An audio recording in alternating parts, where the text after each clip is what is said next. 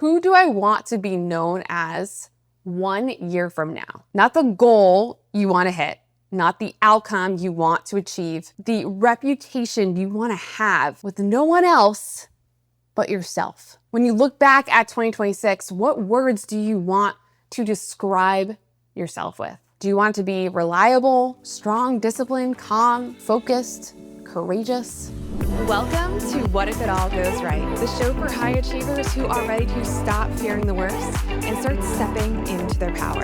I'm your host, Angela Gargano, 6-time American Ninja Warrior, keynote speaker, peak performance coach, and former biochemist. Every episode, I'm going to give you the mindset shifts and practical tools to shake off the doubt, reignite your energy, and remember just how powerful you really are. Because it's time to stop fearing the worst and start asking, what if it all goes right? What if it's already going right?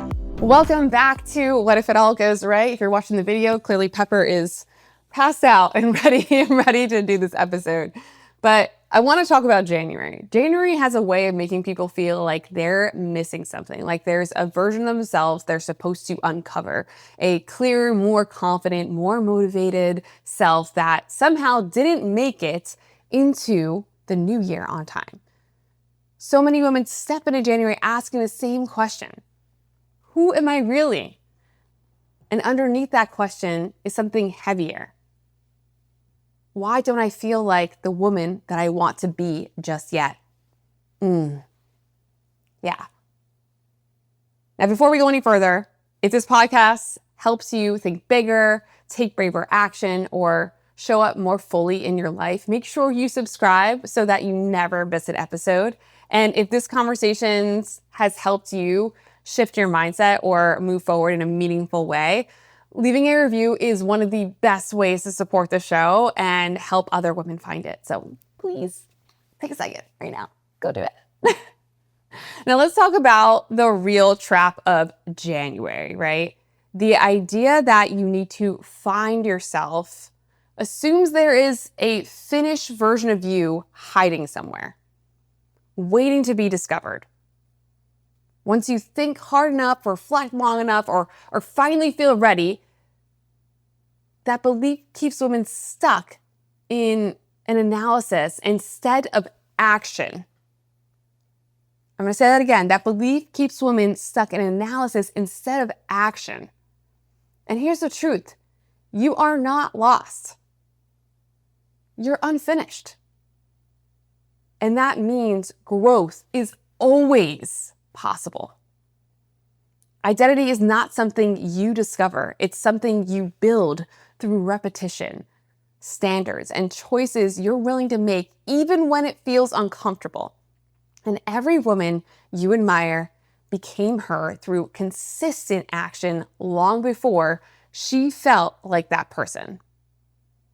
This is why change is always available to you. No matter your past, no matter how many times you've started and stopped, as long as you can take action, you can build yourself. So instead of asking, who are you? The more powerful question is, who are you willing to become through what you practice? So to help you do that, I want to walk you through 7 questions. These are identity building questions. And answering them honestly gives you a blueprint for becoming the version of yourself you want to step into in 2026. So let's go through some of these questions. Get your pen and paper out, start answering them. The first one, who do I want to be known as 1 year from now? Not the goal you want to hit, not the outcome you want to achieve, the reputation you want to have with no one else but yourself. When you look back at 2026, what words do you want to describe yourself with? Do you want to be reliable, strong, disciplined, calm, focused, courageous? This question matters because identity follows reputation. When you decide how you want to be and how you want to be known, your actions start to align with that decision. Number 2, what environment does that version of me choose to be in? This question shifts you out of willpower and into design. That quote I have in my keynote, are you living your life by design or default? High performers don't rely on motivation alone. They choose environments that reinforce what they are becoming. The rooms that you stay in, the conversations you tolerate, the content that you consume, the people you surround yourself with. And ask yourself, where's the future version of me spending her time? What are the spaces that will stretch her? What spaces are draining her? Identity grows faster when your environment supports it instead of fights it. Number 3, what am I willing to do before I feel ready? Growth does not wait for certainty, okay? And this question exposes where you've been waiting to feel confident enough, waiting to feel prepared enough, waiting to feel like you belong. The woman you want to become takes action while uncertainty is still present. She understands that readiness is built through movement. It's not built through thinking. Number 4, what standards am I no longer willing to negotiate? You see, standards determine behavior when motivation disappears. Because let's be real, you're not going to be motivated all the time, okay? I'm not motivated all the time.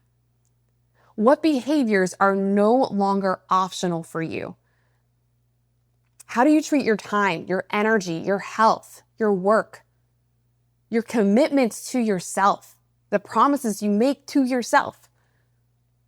When you raise your standards, your identity shifts automatically. You stop negotiating with the version of yourself you're becoming. And I want to take a moment to dive a little bit deeper into this whole negotiation situation, because I actually got really riled up about this the other day, because I had noticed with myself and even with a couple of, clients that we had in my pull-up program or my one-on-one coaching. And I tried to think to myself, like, who has seen the most success to become the person they want to become? And what I realized is the people who are negotiating, they're trying to negotiating what they have to do and how they need to show up. And they're giving excuses as to why what we prescribe to them isn't going to work for them, are the ones who typically have a really hard time.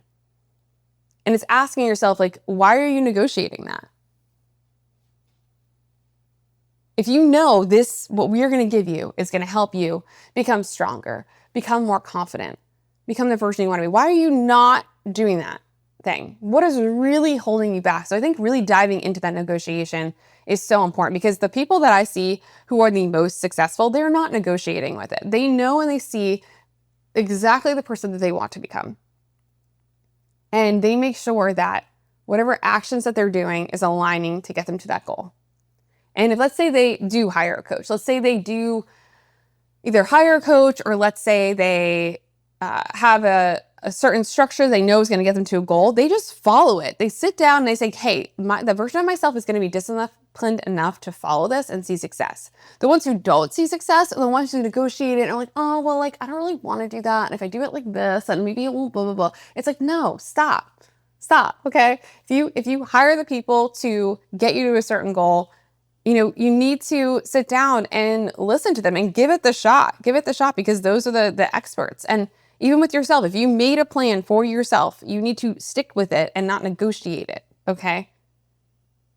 Because the version of yourself who is hitting the goals that they want, they are not negotiating. They are like, no, this is my boundary. I'm going to be doing this, and there's no other option. We're going to go for it. So just a little rant from your friend Ange over here. Number 5, what old version of me am I still protecting? Great question, right? Because sometimes growth feels hard because the part of you is still loyal to who you used to be. And it feels like really uncomfortable to try and shift out of that. The version that avoided discomfort, the version that stayed small to stay safe, the version that over-explained or under-committed. Letting go of that old identity is not failure. It's alignment. And you can't build the next version of yourself while protecting the old one. Now, one of my friends said this really, I might have said it on a podcast before, but it was interesting. As I've been stepping into this new version of myself where I'm on these stages, I'm keynote speaking, and I'm really stepping into this identity as a thought leader, because that's always who I envision myself being, right? He had told me that he had noticed through conversation that sometimes I had my foot on first base still, but I was trying to get to second. I had my foot on first base still, but I was trying to get to second.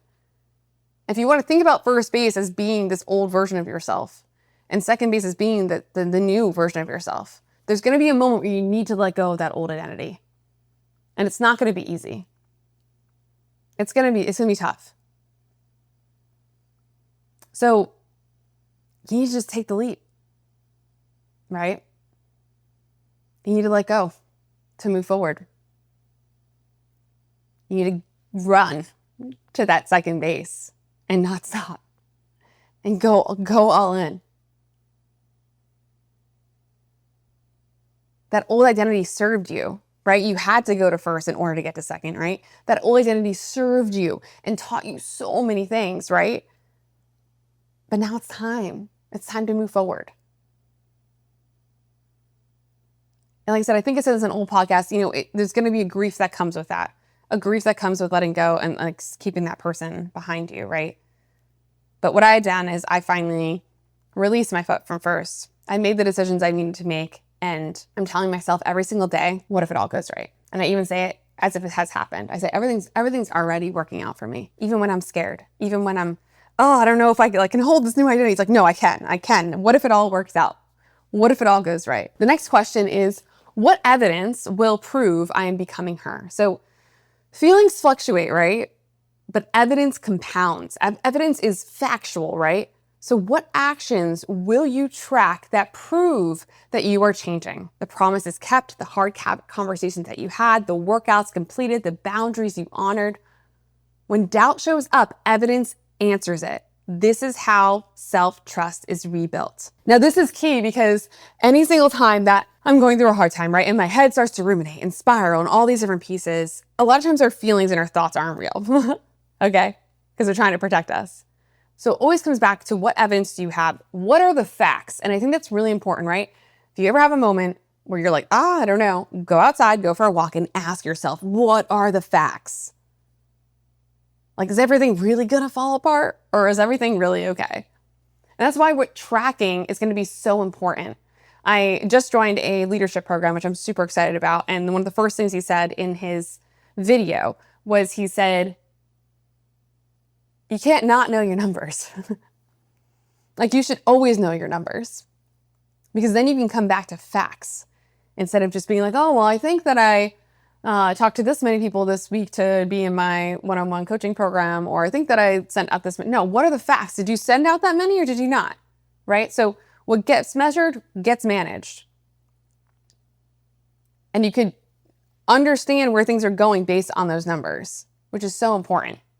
Because it's putting the feelings aside, the emotions aside, and just figuring out what needs to be tractable. So figuring out what that is for you, right? For me personally, for speaking, how many outreaches am I doing every single week? I can have that written out, right? How many gigs did I get held, and how many gigs didn't get held, and why, right? Going through that. How many people bought my pull-up program? How many didn't? How many people signed up for my workshop? How many didn't? Like, there's ways to track things, whatever that is for you. So whatever goals that you have, before you even we'll talk about vision boards at some point, but whatever goal that you have right now, what is some trackable data that you could fill out week by week to understand where you're actually at versus where the emotions might be at, is going to be key and keep you in the game. Because that's what this is, right? This is all one big game. You want to hit your goals, this is one big game. A lot of times it's a numbers game. So figuring out, what is this identity I want? What are the things that I want? What are things I need to track every single week to see if I'm getting closer to that or not? And then showing facts. Because clearly if you go back and you look at, maybe you want to have more energy and feel better, and then you go back and you look at like a goal setting a habit tracker, and you notice that, oh, well, I actually barely ate this entire week because I didn't check off any of those boxes. You already know the facts of what you need to do in order to step into the new identity and be better with it. But if you don't have that tracked and you're just saying to yourself, oh, like I suck, nothing's getting closer. Like, do you really? Is it really? Or did you just have a bad day? Did things just like, show the facts, show the numbers. That's all. What am I willing to protect even when it's uncomfortable? So identity isn't only built by what you do. It's maintained by what you defend. What are you willing to protect consistently? Is it your time? Is it your energy? Is it your recovery? Is it your focus? Your standards once you start becoming someone new? Pressure is going to try and pull you back, right? But this question decides whether the identity you're building sticks. And again, really trying to figure out what that is for you. What is that for you? In my new year, I decided that I want to protect my time, my energy, and my focus. So that's something that's really important for me. I want to protect my focus, and I want to have those focus blocks where like no one's distracting me and I'm literally focused on exactly what I want to do. I want to protect my energy by not allowing people in my life who are bringing me down, by no longer bringing the people into my life who I put extra time into, and I feel like they kind of put energy into me. No more. I'm protecting my energy, right? What is it that you're going to protect for yourself? Maybe for you, it is health and wellness. Maybe I'm going to protect my 1 hour that I have every day to do something for myself, and maybe focus on the 3 F's we talk about: fitness, fuel, and focus. Like, maybe that's what you're going to be doing. Figure out what that is for you and protect it at all costs. It's going to be a game changer when you do. So anyways, a recap of this all, the 7 identity building questions. And again, make sure that you sit down. I know maybe you listen to those podcasts like in your car or whatever it might be. Feel free to go back, listen to it again, and fill this all out and go through the sheet. So this way you can really sit with them. You may not know them right away. It might be one of those things where it's a shower thought or a walk thought, but let's go through the questions one more time. So question number 1, who do I want to be known as 1 year from now? Question 2, what environment does that version of me choose to be in? Question 3, what am I willing to do before I feel ready? Question 4, what standards am I no longer willing to negotiate? Question 5, what old version of me am I still protecting?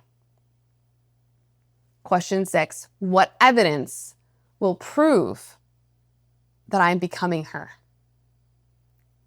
And question 7, what am I willing to protect even when it's uncomfortable? These questions turn identity from something abstract into something you can actually build. All right, well, before we close this episode, I want to leave you with this. You do not need to find yourself this January. Instead, you need to decide who you are building and then practice being her through your choices. 1 standard, 1 boundary, 1 action at a time. I know you can do this. This is your year. I feel it. It's going to happen. If this podcast has helped you think differently, act more intentionally, or feel less alone in your growth, I would really appreciate leaving a review. Reviews help the show reach women who are ready to stop waiting and start building their lives with purpose. And make sure you're following the podcast on Apple Podcasts or Spotify so you don't miss what's coming next. And if someone you know is stuck in their January spiral, send them this episode, okay? One more final thought. You're not behind, you're under construction. And who you become in 2026 is being built by what you choose to practice today. I know you got this. What if it all goes right? What if it's already going right? I'll see you next time.